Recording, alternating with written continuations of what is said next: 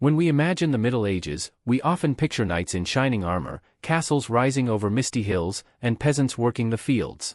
But one detail that shocks many modern people is this: for centuries, bathing, something we consider essential for health, was thought to be dangerous, even deadly. To truly understand why, we need to step back into medieval Europe and look at the mixture of science, religion, and culture that shaped this strange belief. A world without modern science.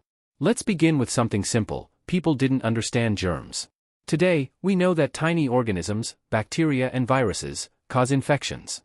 But in the Middle Ages, medical knowledge came mostly from ancient writers like Galen or Hippocrates, whose works were copied and taught in monasteries and universities.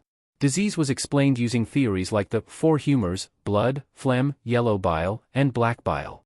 The balance of these humors was thought to determine health. Bathing, according to some physicians, could disturb this delicate balance. For instance, warm baths might open the pores, allowing harmful air or miasmas, bad smells believed to carry disease, to seep into the body. Imagine being told that every time you scrubbed yourself clean, you risked letting death itself slide in through your skin. This fear wasn't just abstract. Medieval Europe had seen waves of plagues and epidemics. The most infamous, the Black Death of the 14th century, killed nearly half of Europe's population. People desperately searched for causes, and many came to believe that washing too often weakened the body, leaving it vulnerable. Roman baths, from luxury to suspicion. Interestingly, before the Middle Ages, public bathing was common. The Romans built elaborate bathhouses, huge complexes with pools, saunas, and cold plunges. They weren't just for hygiene, they were centers of social life. Merchants struck deals in them, friends relaxed together, and philosophers debated politics while sitting in steaming water. But after the Roman Empire collapsed, these baths slowly fell out of fashion. By the early medieval period, many bathhouses were abandoned or repurposed. The Catholic Church began associating public baths with sin, because they were often linked to immorality and sexual activity. Some bathhouses even doubled as brothels. So bathing took on a darker image, not just unhealthy, but unholy. To many Christians of the time, keeping one's soul clean was far more important than keeping one's body clean. Dirt on the skin was a small price to pay for spiritual purity. The Church and the cult of dirt. Religion shaped daily life in medieval Europe, and the Church had a lot to say about hygiene. Many monks and priests promoted bathing only for medical reasons, not for pleasure. For example, a sick person might be allowed to soak in warm water if prescribed by a physician. But frequent bathing was seen as indulgent, even sinful. Some saints were even praised for avoiding baths altogether. Stories circulated of holy men and women who never washed, believing that their odor was a mark of sanctity. Dirt became a kind of badge of spiritual dedication, showing detachment from earthly pleasures. This doesn't mean no one ever bathed. Records show that kings, nobles, and even common folk sometimes enjoyed washing. But the dominant attitude leaned toward caution. Bathing too often was thought to weaken not just the body, but the soul. Medicine, fear, and open pores. One of the most common medical arguments against bathing was the fear of open pores. Medieval physicians believed the skin acted like armor, protecting the body from outside dangers. Hot water, they thought, softened this armor and left a person exposed. Imagine a villager in 14th century France going to a bathhouse during plague season. The physician might warn, "The heat will open your pores. The bad air, carrying plague, will slip inside. You'll be dead in a week." To people who had no other explanation for the spread of disease, this reasoning felt convincing. And because epidemics followed crowded cities and social gatherings, bathhouses, where people sat together in warm, humid spaces, did, in fact, become hotspots for illness. But instead of linking disease to germs, medieval people blamed the baths themselves. Bathhouses, centers of pleasure and suspicion. We also need to remember that bathing wasn't just about cleaning. By the late Middle Ages, bathhouses had taken on a reputation for pleasure. Some offered food, wine, and music alongside hot baths. Others had a reputation for immoral activities, from gambling to prostitution.